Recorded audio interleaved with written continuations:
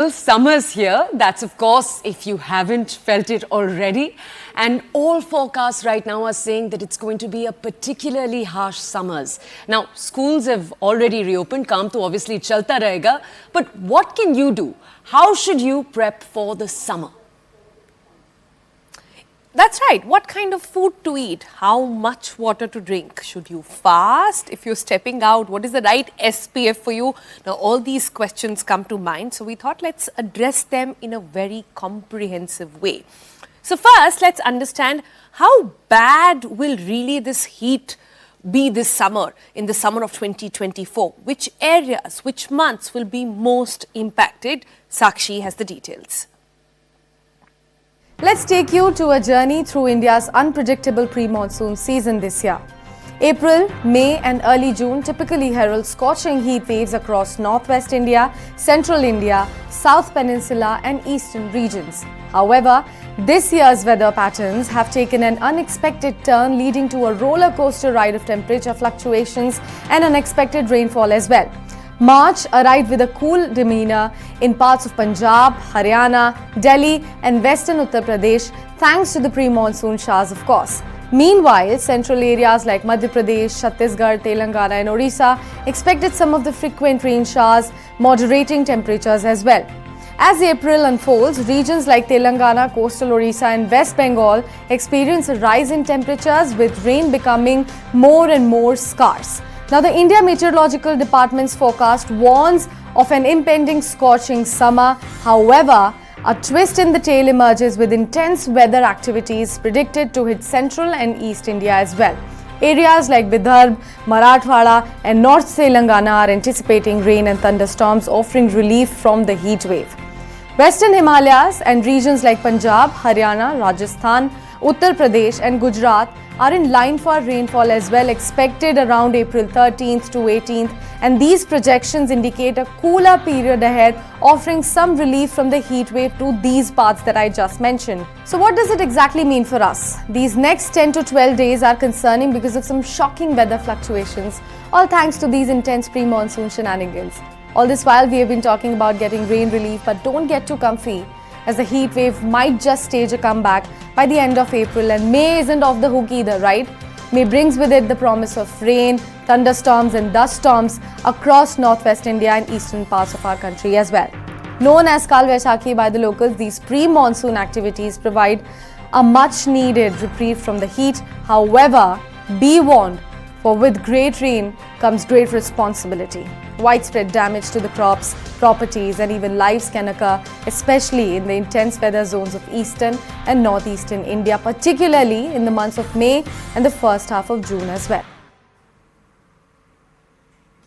So that's my colleague Sakshi telling you all that you have to look forward to. But have you ever wondered what makes the weather patterns this intense? It's this very fascinating phenomenon. To tell you more about it, my colleague Shrishti has all of the details. Shrishti, first, El Nino. Just tell us more. Yes, definitely, Toya. So, like we have rightly been warned by the India Meteorological Department that 2024 summer is going to be one of the hottest summers. If you remember, 2023 ended as the hottest year globally, and we have seen temperatures surging past 1.4 degrees Celsius above the pre-industrial level. That's just on the brink of crossing that 1.5 degree mark, which over 195 nations have committed to prevent from touching. So the India Meteorological Department, as we have rightly been warned, has that the heat waves are going to be intense and they're going to last for a longer period. But what is leading to this scorching summer? As you know, we are living in a constantly warming world, but there's this interesting scientific phenomena which is behind it. So, for hundreds of years, we've been seeing this periodic warming of the equatorial Pacific Ocean. So, the term here is El Nino, which is a Spanish term. This is El Nino's southern oscillation. So what happens here is that the equatorial Pacific Ocean, so when the temperatures are warmer than usual, we call it El Nino. When it's cooler than average, we call it La Nina. And when the temperatures are average, we call it neutral conditions. So what's important here is that we are living in an El Nino year. This phenomena started last year, and if you remember, we had a scorching summer last year as well. It continued for almost a year, and we had warmer winters. And now the scientists have warned that this could lead to even, the temperatures from rising even more. What happens during El Nino is that it makes the extreme weather events even more intense. So you'll have longer heat waves, they'll be more frequent, and they'll last for a very long time. Now, like you, Toya, rightly asked, so El Nino is a Spanish term. It was first discovered by fishermen in South America. So they called it El Nino because the time when they observed it was around December. So El Nino in Spanish means little boy, so they called it El Nino. La Nina is a little girl. So, but over the years, we have seen that this climate phenomena has become increasingly important in wake of the rising temperatures, in wake of global warming and climate change. And its impact on India is extremely important. So, as I said, it leads to intense temperatures during summer. But the good news here is, according to IMD, this phenomena is now decreasing in strength. So, by May end, it will decrease. And by June, the conditions will again back to neutral, and which is also a good news for the monsoon. If you remember, the southwest monsoon makes its onset over Kerala around the first week of June. So, and El Nino is, not very favorable for the monsoon rains. So, luckily, if the stars are right, we'll definitely have neutral conditions during June, and we'll get some relief from these intense period of heat waves, which are usually during April, May and June. Also, to remind our viewers, IMD has warned that there are certain regions which are going to witness increasing strength of heat waves. Gujarat, Madhya Maharashtra, as well as North Interior Karnataka. If you remember, Rayalaseema has already recorded a temperature of about 44.5 degrees Celsius, which is the highest so far. And apart from that, Rajasthan, Chhattisgarh, Odisha, Andhra Pradesh are also some of the most vulnerable states. So as scientists have warned, and so we are telling you all to be prepared for this intense scorching summer and take all the precautions that you can when you step out. All right then. Thanks, Shrishti, for that. I love how the hot is the boy and the cool one is the girl. I'm loving the derivatives these names have really come from. So thanks so much, Shrishti, for that. Let's move on now. So we understand now how hot will it get, when will it be the hottest, and importantly, why does it get so hot? Let's also now bring you another perspective to the heat. It's on how you and I can beat the heat. So, what's the best approach towards diet this summer? Let's bring in the nutritionist Shikha Sharma with us right here. Hi Shikha, good morning. Welcome to TBC. I first want to understand from you, as adults, and when it comes to heat, the thing which is really important is hydration, is water. So, how much water really, can you set the record straight for us, is enough for adults, and at what intervals as well? I think that's the most critical question, as you said.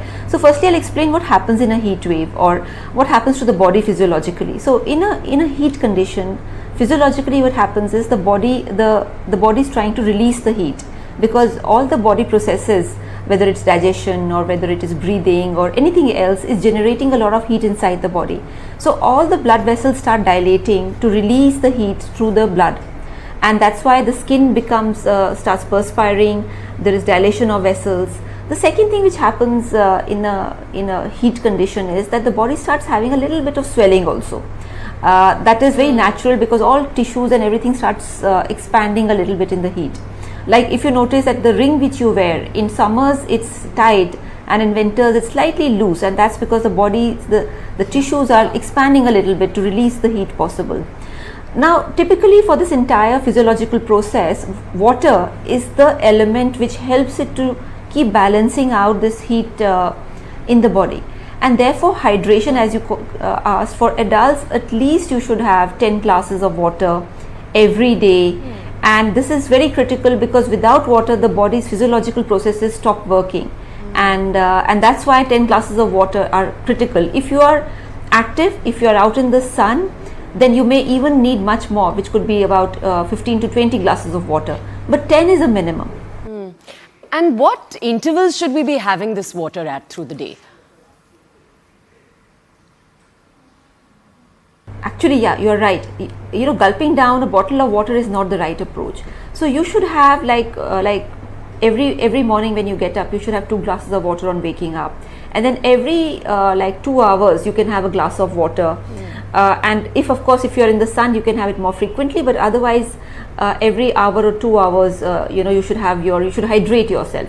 And the best way is, after the early morning, 2 glasses of water, just keep a bottle of water on your table or near your bedside, wherever you're working, and finish that, and then see and then if it's another bottle of water you need, so that you reach your goal of 10 glasses of water.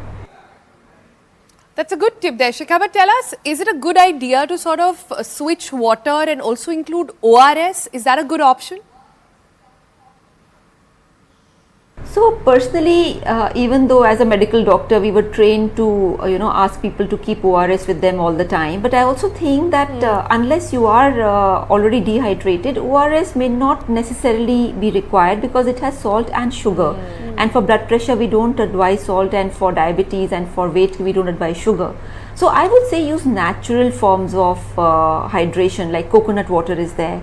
Have a lot of watermelon in your diet. Have cucumbers, because cucumbers are actually water.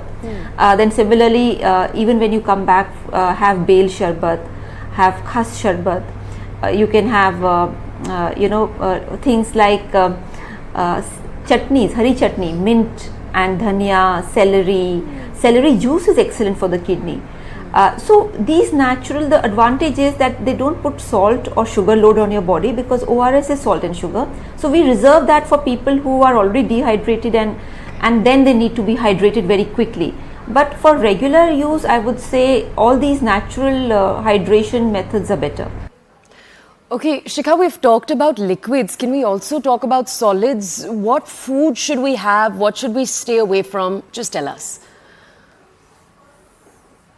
So first I'll begin with foods which you shouldn't have. So first thing is maida, suji and corn flour, and anything made from maida is very heating for the body. Wheat is one of the most heating grains available. So have grains which are cooling. Now according to the Vedic studies, the grains which are cooling are, for example, rice is very cooling. Then sattu, traditionally people in villages used to carry sattu in their little backpacks, because it's very, very cooling for the body. Similarly, if you see that ragi is also good for the body, it's also a good source of calcium. Quinoa is very good for the body. So all these, and of course in foods you have then chaach, you have buttermilk, you have curd, you have like I said shikanji, then you have khas sharbat, you have cucumbers, hari chutneys. So all of them are very, very cooling for the body. Right. So, Shikha, lastly, I want to understand, schools have now opened, right? And there is a lot of advice that goes around. But for mothers who are packing tiffins right now and filling up bottles, do you have any quick anecdotes for them? Yes, certainly. The first thing is that kids are very vulnerable to heat stroke, because their bodies are not, I would say, as strong as an adult. So they quickly go into heat stroke and dehydration, and so first I would say for mothers is hydrate them very well. So of course it's age dependent, but typically if adults need 8 to 10 glasses of water a day, the kid definitely needs 5 to 7 glasses of water a day, because kids run around a lot, and their ability to hydrate themselves, the body, the physiological processes are faster, but you have to give them in smaller amounts. So that is number one. Make sure that the kid is not being given sugary drinks. Sugar itself dehydrates the body. So all these carbonated beverages, all these beverages which have a lot of sugar, ice creams, I would say please be careful with ice creams, because majority of the ice creams, unless they are all natural, are actually based out of plant oils. They have a lot of chemicals and they have a lot of sugar. So they are extremely unhealthy for the kid. So if they have to eat ice cream, let it be a natural dairy ice cream. That also not every day, because sugar content goes up and sugar is heating for the body. Similarly, I would say the kids, all kids love noodles and pre-packed noodles and stuff like that. Please do control that in this season. Don't give them wheat and maida and noodles kind of stuff, or pasta and cheese and pizza, because they're very, very heating for the body. Instead, you can give them rice based foods, which could be idli, which could be dosa. Then again, The same sharbats which adults drink, even the kid can drink, and sweetened with dates or anjeer or stuff like that, which is more natural, like jaggery, rather than using white sugar. Then I would say that make sure the kid is not wearing very tight clothes. So loose flowing garments or loose shirt, loose things are always better for the child. T-shirt, absorbing things like cotton. Make sure the kid is not wearing too much of polyester and stuff like that, because it doesn't have good absorption. So cottons are the best for the child. Secondly, it's also important that the child should have a cap or something, because when the kids play, if the head absorbs a lot of heat because of black hair. So it is important that the child should have a cap or something to cover the head while they are going out. And definitely they should keep drinking water, so their sip bottles should be always with them so that they can hydrate themselves regularly. Okay, Shikha, thank you so much for bringing us all of those details. So that's how to take care of your stomach. But another very important factor this summer is obviously taking care of the largest organ, your skin, wearing sunblock. But Sonal, can you tell us, what do you know? What is PA, UVA, SPF? What do you think these things actually stand for? Well, I don't think a lot of us understand what they stand for. We end up going to the supermarket or to the chemist and buying the one which has maximum coverage, right? But why don't we ask about this to an expert as well? Yeah, even I don't have all the answers. I'm asking you that. But let's bring our next guest in. Dr. Deepali Bhardwaj is with us. She's a dermatologist. Hi, good morning, Dr. Deepali. Hello. Welcome to the Breakfast Club. I quickly want to understand, all of us when we go to buy sunscreen, it looks something like this. It has something called an SPF, it has PA+++, it has UVA, UVB.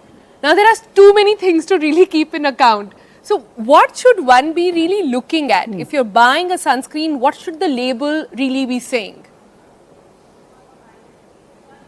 Interestingly, Sonal, today the market is so much flooded with these kind of products, and these are all a gimmick as per a dermatologist like me to sell a product more costly. PA stands for protection factor. SPF we know is the sun protection factor. PA++ is just like a gradation system.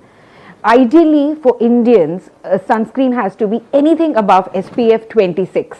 And of course, if you are in snow and if you are in water, that means if you're in a swimming pool or a beach holiday, you need to reapply the sunscreen more number of times. And also, most important factor is that you always buy a cosmeceutical product, with which I mean sunscreen which has the potency to block both UVA and UVB in this current scenario where there is pollution and greenhouse. So in short, a sunscreen which is from a company which is a cosmeceutical product, SPF 26, and the right quantity, which is a game changer on applying sunscreen. The right quantity of the sunscreen has to be applied. Doctor, can you also tell us, is it entirely the same for men and women? When we're putting the cream, are there parts of our body that we need to be more careful of? Just bring us that context. Yes, actually it's the same thing for both men and women. Of course, men are not that diligent and they generally just, gisso kind. They just go, splash on their face and they will not be so gentle, is what I have seen in my experience as a practicing doctor. But overall their skin is also rough, so it doesn't really matter because of shaving and even for the body. But if they can be slightly gentler, is better. Talking about the quantity of sunscreen, like our finger has a instrument which is 3 boxes. So 1.5 fingertip unit, this is the right quantity of sunscreen application, which has to be applied 15 minutes before going in the sun. So if you buy a sunscreen worth 1000 or 200 rupees, it doesn't matter to me. How much quantity you are applying, if it is SPF 26 above, and it's a cosmeceutical product, with which we mean it has certain agents which will block all UVA, UVB and UVC and protect us against skin cancer, which is definitely on the rise. Yeah, but doctor, tell us, what about kids then? Should we apply the same 1.5 sort of box formula even with the kids? See, definitely even children today need a sunblock because of the pollution and the air and the waves. And but their sunscreen will be different. For them, I just like zinc bentonite, which is not at all a chemical, which is very nice. It's a skin soothing lotion which we use all the time, and so zinc bentonite can be applied for kids, and of course above 12 they have to wear a sunscreen properly. But I'm talking about children, pedia group, from 5 to 12. Interestingly, AAD, which is like the world's global standard, American Academy of Dermatology, claims and states that sunscreen in children has to be started at the age of 3 years. But I have never advocated and advised any of my patients for that, because India still is luckily behind in the skin cancer race at a global level. But definitely zinc bentonite, or even our plain and simple aloe vera gel, is excellent for protecting kids against the harsh sun rays and the heat wave. So they can just apply that, and that should be enough. And doctor, what about the reapply question? Sometimes you read that you should reapply it every 2 hours, every 4 hours. Does that even change based on the SPF? Like if one is getting a SPF 50, can they wait longer before reapplying it? How does that work? Well, that's a great question, and honestly these are gimmicks only to sell products more expensive. Any sunscreen SPF 26 above needs to be reapplied after every 3 hours. A higher SPF is not going to help you, that you've just applied it and you're done for the day.